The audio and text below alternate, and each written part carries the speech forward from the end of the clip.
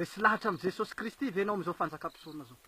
Tady dio fa vonina ny fanjakam-pisorona miantoky ny fiainanao tanteraka. Ary vonina ny fanjakam-pisorona hampiadana anao. Ary tady dio fa ty fanjakam-pisorona ty no vahaolana fao be am zavatra rehetra. Inona ny problemanao? Resaka mosary ve? Resaka tsy fisina ve? Resaka aretina ve? Fikorotana tokatrano ve? Sa inona? Problema jirama ve? Problema hofatrano ve?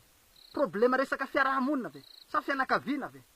Sa problema ny vadinao mijangajanga sa misaraka aminao? Sa ny vadinao misotro toaka? Sa inona ny problemanao? Manome toky anao fa ny fanjakam-pisorona hamahany zany.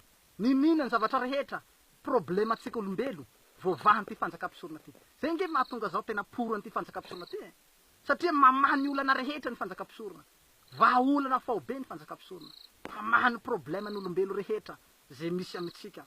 Ka ino no hagnenjehana an'izany baba? Ino no hagnaratsina an'izany? Ino ny hanakianana an'izany? Zavatra tsara hoatran'izany? Tsy mba zavatra ratsy, fa zavatra tsara, hamonjy, hagnavotsy, hamaha ny olana rehetra. Mpanao politika ngamba nahavoavahan zany. Nga voavahan'ny mpanao politika zany. Na resaka jiramaza zao fa miakasy delestage firy. Vidiny vary firy am'izao fotoana zao. Kapoka ny vary am'izao fotoana zao. Cyclone, ino pesta, fijaliana sy ny sisa. Fahatrana vao maiky mialetiky ny firenena. Miamijaly tsika. Amiko aloha zao tsy poro. Resaka politika lainga, satanique devoly reo. Miahy Jesosy foana, fanjakam-pisorona. Ka manentagna anao aho. Ndao tsika hifidy an Jesosy ranabavy tianao Jesosy. Ndao ifanoagna tsika ifanometanana.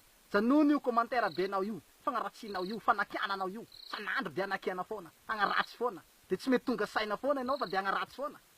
Tianao Jesosy ranabavy. Tianao Jesosy ranahy. Ndao hifidy an Jesosy.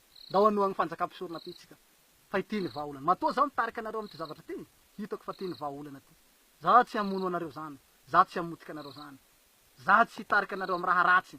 Fa zavatra tsara ihany tarihako anareo. Zavatra tsara ihany no ambarako anareo. Matoa zao mitarika anareo am zavatra tsara zao. Azoko antoky zavatra. Ka de fidio Jesosy. Fidio Jesosy. Fidio Jesosy. Tianao Jesosy. Tianao Jesosy. Ataoko fa tsy mangala sy départ Jesosy. Ary tsy mandika lalàna izy. Raha fidinao. Raha manao propagande am'izao fotoana zao. Makasitraka anao nagnaraka anty fandarana ty. Mbola ito ihany resaky. Sotra tompoko.